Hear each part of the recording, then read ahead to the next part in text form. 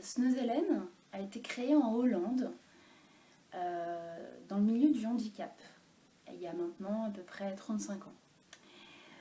En fait, Sneuzelène, c'est un mot qui n'existe pas en hollandais. C'est un mot qui a été créé par la contraction de deux mots hollandais, snuffelen, qui veut dire s'éveiller, découvrir, et doezelen, qui veut dire se détendre, somnoler. Et en fait, ce mot définit deux des trois aspects de snoezelen. C'est vraiment l'utilisation de la sensorialité afin de partager un temps de relation et partager un temps de détente avec l'autre et du coup s'éveiller à l'autre, s'éveiller au monde. Donc c'est une philosophie, c'est un concept qui a été créé dans le milieu du handicap mais qui se développe de plus en plus dans le milieu de la petite enfance.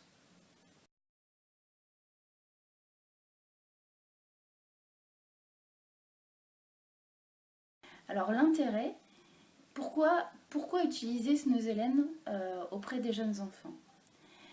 Les jeunes enfants, comme dit Piaget, sont dans le sensorimoteur, c'est-à-dire que leur appréhension du monde, la façon dont ils comprennent le monde et dont ils assimilent le monde, se fait à travers leur corps et à travers leurs sens.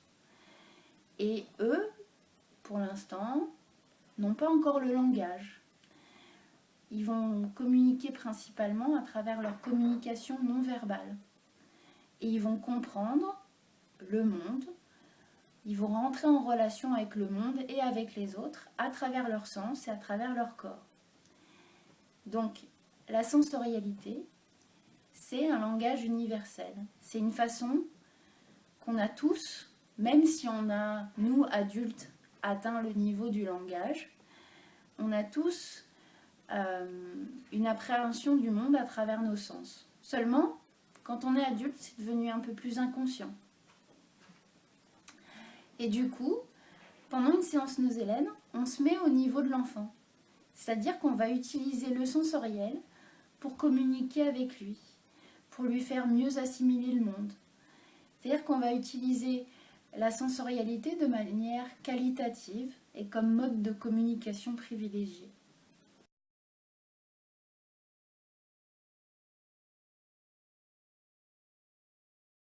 Sneuzelène existe depuis une trentaine d'années et se développe tout juste dans le milieu de la petite enfance. Du coup, il n'y a pas vraiment de règles, il n'y a pas vraiment de choses établies. On va dire qu'il y a des grandes lignes. L'utilisation de la sensorialité, se détendre, se poser, être à l'écoute de l'autre, être à l'écoute de soi. Alors moi, comment je fais des séances Sneuzelène? Je prends un petit temps d'un quart d'heure, 20 minutes, avec généralement 1 à 3 enfants maximum, qui sont, on va dire, plutôt sur la même énergie. 3 enfants qui sont plutôt dans le moteur, ou 3 enfants qui sont plutôt dans leur coin, ou 3 enfants qui sont plutôt dans l'interaction, dans la recherche d'échanges. Et on va passer ensemble un temps où on va explorer, moi je vais regarder ce qu'ils aiment bien, et en fait c'est eux qui me guident. Il n'y a pas d'objectif, il y a simplement une intention de passer un temps privilégié ensemble et simplement qu'on se pose, qu'on se détende.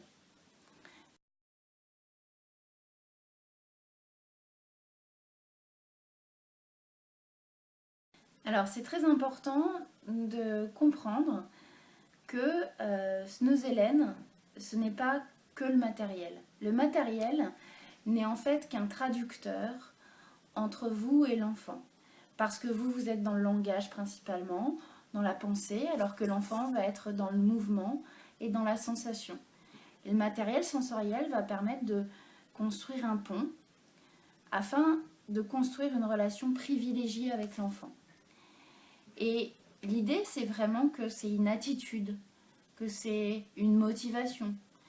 Et aussi, c'est apprendre à observer d'autres choses qu'on a l'habitude d'observer dans la section. Donc le matériel n'est que une médiation, n'est qu'un outil. Ce qui est vraiment important, c'est le type de relation qu'on va avoir avec l'enfant dans cet espace-temps.